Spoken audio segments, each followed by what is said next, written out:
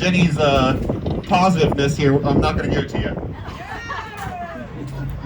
Our country is sick.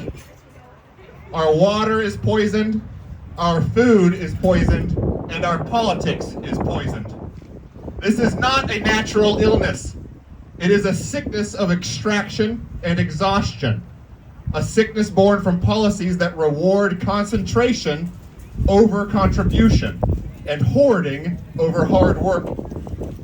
We have drifted far from that simple foundational directive that we were all taught as children.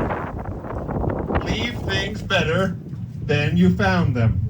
Doesn't have to be that complicated. Instead, we are living in an era of unprecedented concentration. The top 1% owns more wealth than the bottom 93% of Americans. We see a president who treats our currency like a personal brand by slapping his name on it. An unprecedented blasphemy in over 150 years of printed money in this country. We see a president whose family's wealth more than doubled from a $3 billion crypto meme coin scam. Wealth generated by foreign buyers from a sitting president. Stealing from us. When one man owns more wealth than the bottom 52% of all U.S. households, roughly 165 million people, we aren't looking at a free market. We are looking at a fortress. A fortress built with our tax dollars, siphoned away from the public good they were meant to serve. And the game is rigged in the dark. 15 minutes before a fictitious ceasefire talks with Iran were announced, a $760 million bet was placed on oil futures. A bet that the price of oil would drop during a Middle Eastern conflict. That gamble yielded over $50 billion in profit for those with the inside knowledge. Meanwhile, $40 trillion in national debt hangs over the heads of our children. And the top 1% avoids an estimated $160 billion in taxes every single year through loopholes and lobbying. We are being squeezed by a handful of modern robber barons who have moved beyond competition and into total control. One company dictates half of all e-commerce, Amazon. One company owns 75% of social media, Meta. One company owns 87% of online search, Google. When power is this concentrated, innovation suffocates. Real innovation comes from a monopoly, does not come from a monopoly's boardroom. It comes from everyday people who are solving everyday problems.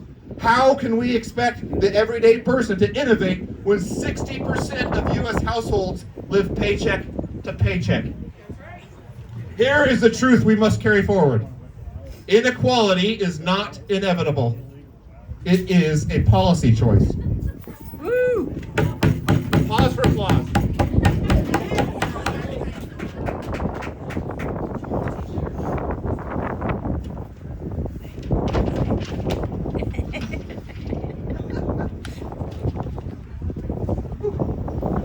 Since the 1960s, CEO pay has exploded to 280 times that of the typical worker. If wages had risen at the same rate as CEO compensation, the average American would be making $480 an hour. Instead, we are told to be grateful for the scraps.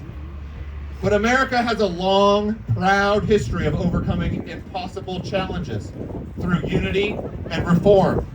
We have done it before, we can do it again. If inequality seems to be a choice, then equity can be a choice too. We must demand a nation where hard work is rewarded, where every person has a fair shot, and where prosperity is shared, not hoarded. The blueprint for reform does not need to be complicated. We don't need to reinvent the wheel. We need to reinvest in our people. And the hard truth is that we cannot wait until November. We cannot wait for a savior to appear on our ballot. We, gathered here, are the leaders we've been waiting for. The power is in our hands, in our voices, our choices, and our wallets. Call your representatives. Listen to Ginny. 5calls.org. Make it a daily habit. Demand policy changes that reflect our shared prosperity. Resist. Join groups like Indivisible. Start your own group if you want to. Organize your neighbors. Build local power. Talk to people at the grocery store. Exercise the power of your wallet. Boycott the barons. Visit resistandUnsubscribe.com to see where you can strategically reduce your support for corporations that exploit workers in our communities. We are all taught to reduce, reuse, recycle. The most important part is reducing our consumption. It is one of the most powerful acts of defiance we have in our modern economy. And finally, protect the vulnerable. We show up for each other.